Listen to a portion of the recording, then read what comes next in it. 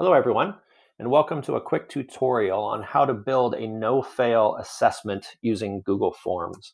So what is a no-fail test? No-fail test is basically an opportunity for our students to work their way through a formative assessment and be able to finish that particular assessment having gotten every question correct.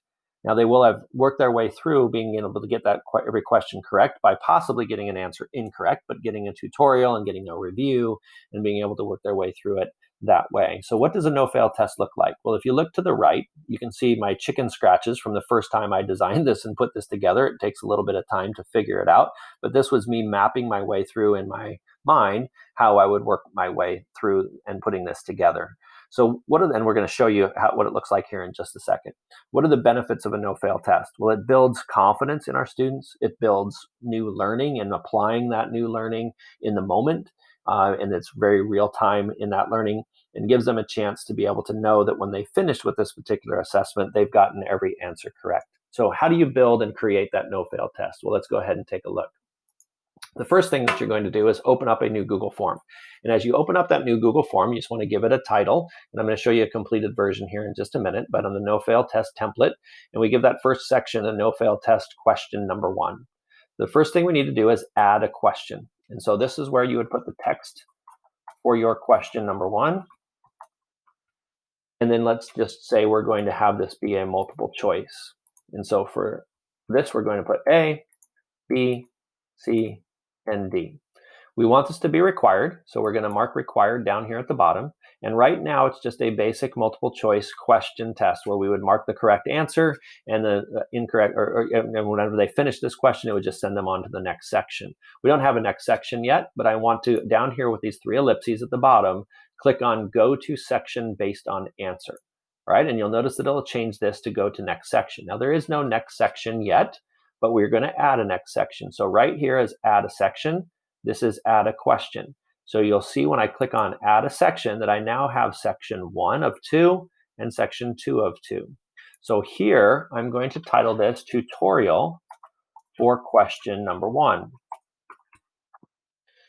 Once I do that, I now have a section, but I need a question, I need a question to be able to allow them to be able to map it back to where we want to be.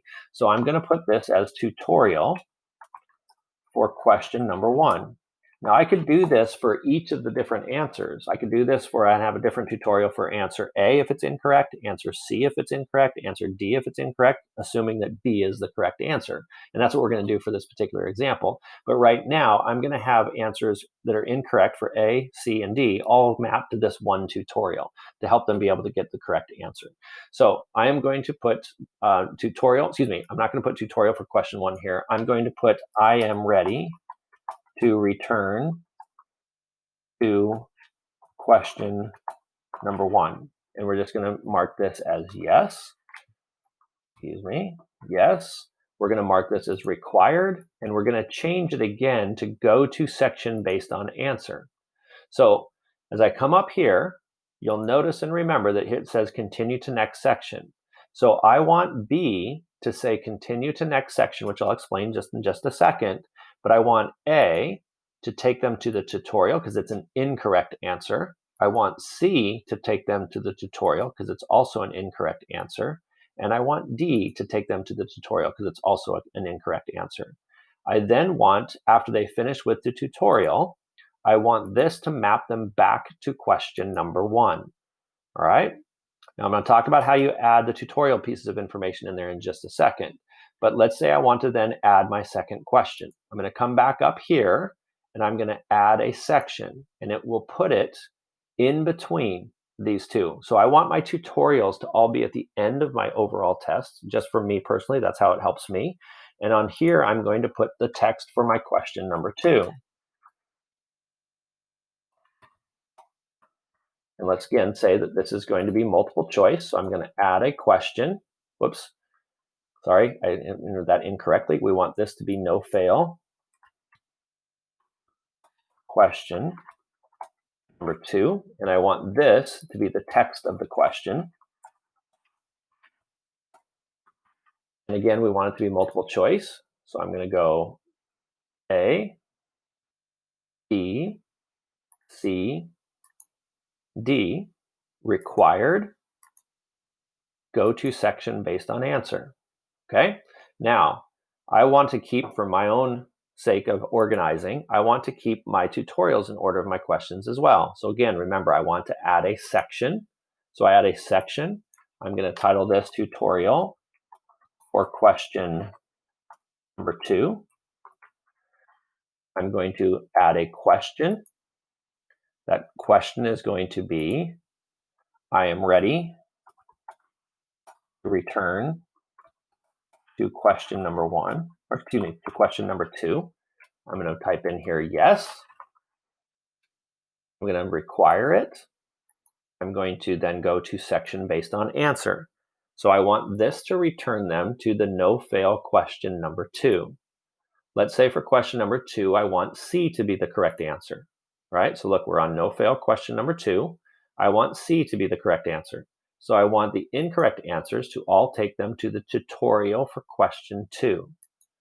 So A is incorrect, B is incorrect, D is incorrect.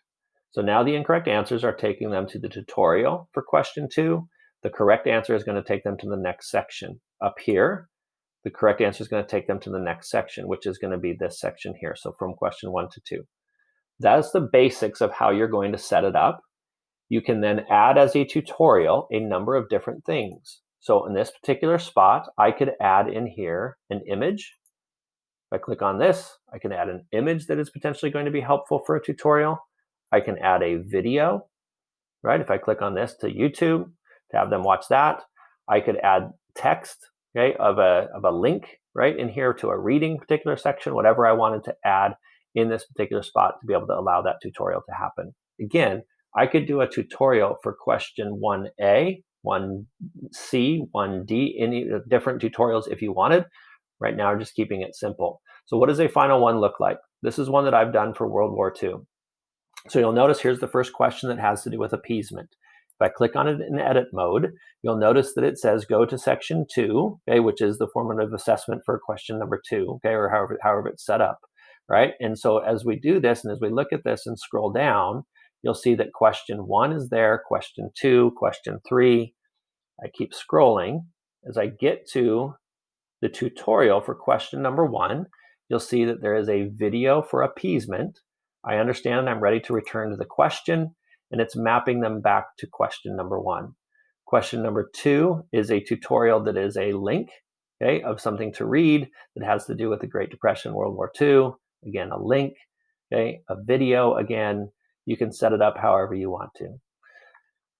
You then share it with the students. They work their way through. It's been a great review tool for me in using in my classroom.